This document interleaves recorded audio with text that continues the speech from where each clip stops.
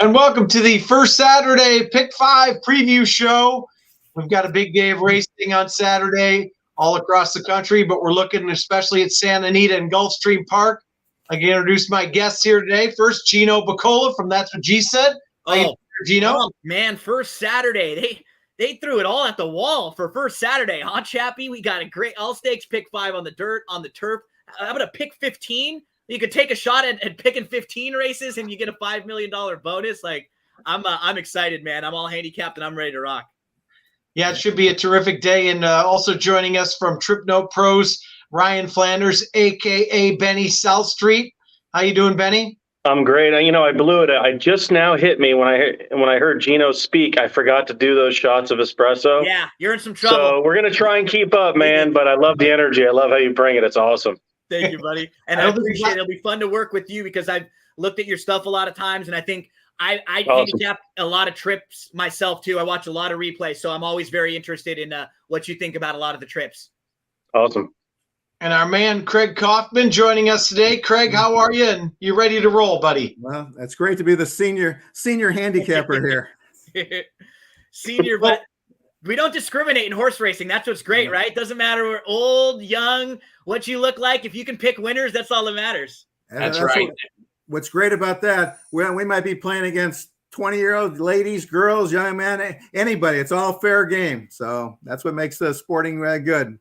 Yeah, especially a day like today, and there's plenty of money to be had. We're basically going to concentrate on the 2 pick 5s, and the best thing about this is First Bet came up with this. We have the all turf pick 5 and the all dirt pick 5, both $1 bet and both with a 12% takeout. So the money should be there to be had. Plenty of money in the pools, big fields, and it should be a terrific day of racing. So Benny, let's start it off here with the first leg of the all turf stakes pick 5, and that would be Gulfstream Park race 7, the Palm Beach.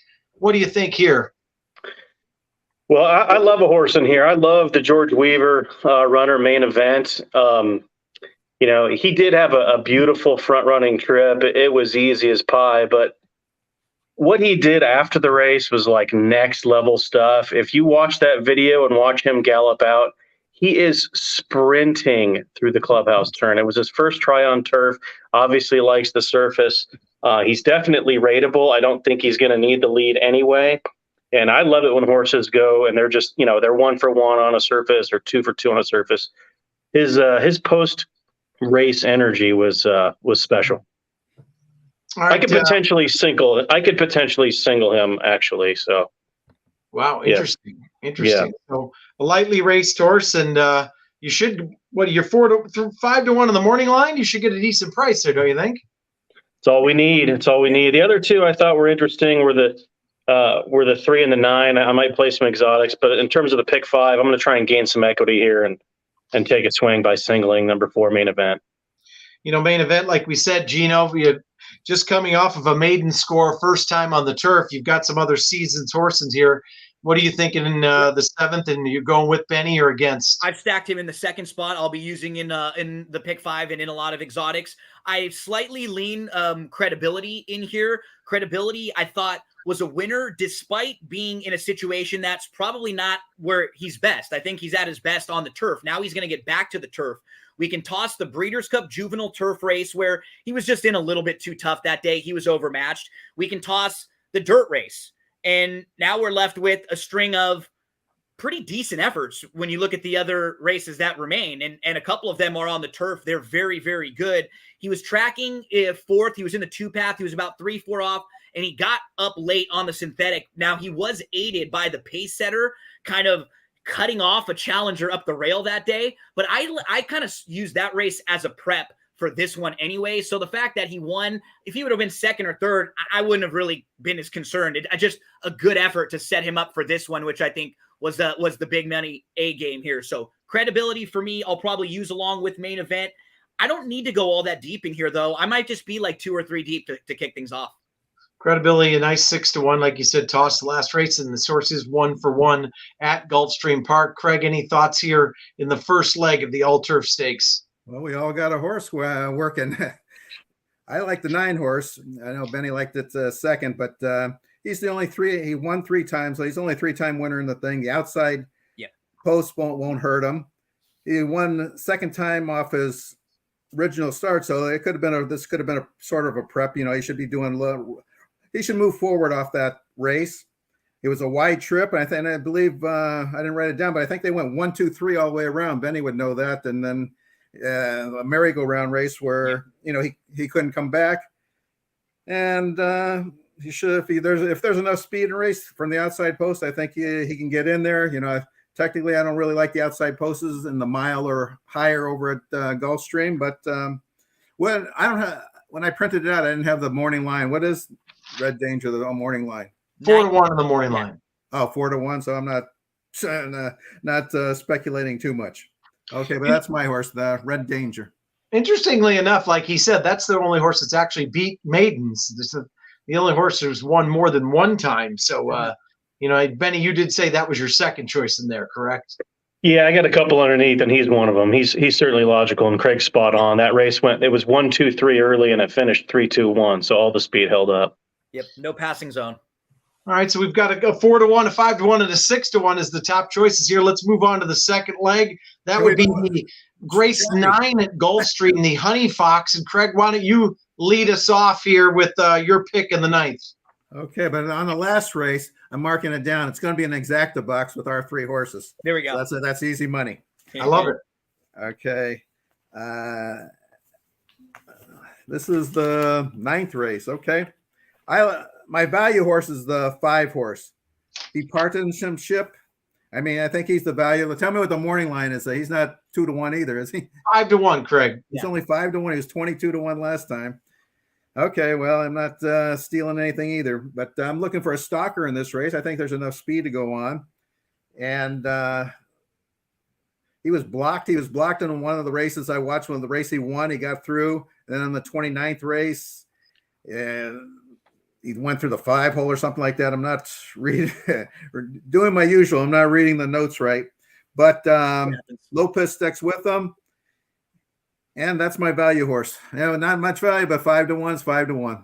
Well, I'll tell you what, first of all, 5-1 is 5-1, Gino. But, in a bet like this, especially with the low takeout and the dollar minimum, you don't need many prices for this thing to pay well. No, bipartisanship drops out of the Pegasus also. So this is probably some class relief here with a couple others that are dropping out of that same race. I actually like a horse who comes out of that race too. I like the 8 a little bit, Wakanaka. So this is a horse who had not raced from April. And shout out, the last time this horse has won was over in Italy. I mean, come on. I got to be a big fan of that one. So Wakanaka raced in Italy in April 25th and was actually very good that day and did not race until January the 29th. Came over to Gulfstream Park for a new barn and was buried inside. Ran into some traffic trouble early, was traveling really well down inside, but never got a chance until it was too late. And at that point, she was a bit flat. I think the turn back will really help her, and she had the right to get a little bit tired late in that race too. So I like the 8 quite a bit, and the dogs seem to agree with me. I was going to say, second off the layoff, and obviously your dog is a big fan of Wakanaka as well. So exactly. Benny, any thoughts in here? This is a spread race for me. I found this race to be very difficult. The wild card is Jouster. Who knows what's going to happen? I've seen this story before where Pletcher shows up and he just dominates a card. So I'll be paying attention to that one just in terms of following the rest of the card along. But, he's got there are 2 horses in here that could do each other no favors, and Katama Moonlight and Jouster. That's the key to the race. And I don't know what will happen with those 2. And because I don't, I'm going to spread. So don't want to give anything out that's not a real strong opinion. But if he stuck a gun to my head, I'd probably land on one of the inside runners, Sugar Fix. I think regardless of how that pace stacks up, she's going to get a nice trip down there inside. So Sugar Fix I know I will be using that one.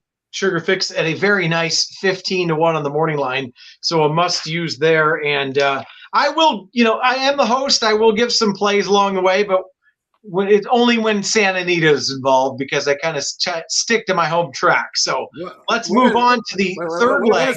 Hold on. Sorry. What is the 9 horse Italian? What's its morning line? 8-1. Oh, okay. I was going to say I didn't like him at all. I didn't know what, those connections, Junior and thing. I thought he might have been the favorite, but okay, he's right where he's supposed to be. Because I'm against him. All right, so we move on to the third leg of the all turf picks 5, and it's the Buena Vista, which happens to be race 5 at Santa Anita. Craig, we're coming right back to you again. What are your thoughts here? Is Legs Galore going to get loose on the lead, or what are you thinking? Well, Legs Galore is he ran 3 times on where you can beat him. I think the mile's not as great distance, so you can't throw him out. But my value horse in this race is Keeper of the Time, the 3 horse, and where did I sit in? Sorry, guys. No worries. Take your time, buddy. Yeah.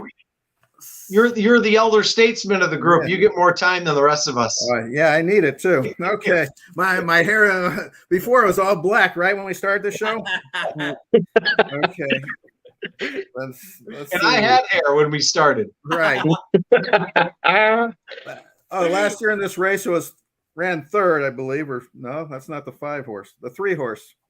Okay, third back. Oh, his third back last time was his best effort, where he had the third race back, and no Lasix today for him is the thing. But I look back, and obviously he won without no Lasix before he came over here, so I think he can overcome that. And I'm some long shots too. I'm looking at the 6 and 7 for price horses too. I think they're not throwouts, but my key value horse is the 3 horse. Okay, so he's looking at all double-digit odds there. Benny, what are your thoughts here in the 5th? Is Legs Galore going to duke it out with Going to Vegas early, or what do you think on the pace process here in the 5th? Pratt's too smart for that. Going to Vegas is not going to duel. He's going to stalk. Legs Galore, I'm not a big fan of her at this distance. I thought the last route that she had against Calbred, she had a dream trip up front. She backed down the pace, and she had nothing in the lane. So she'll run well. I don't think she can win.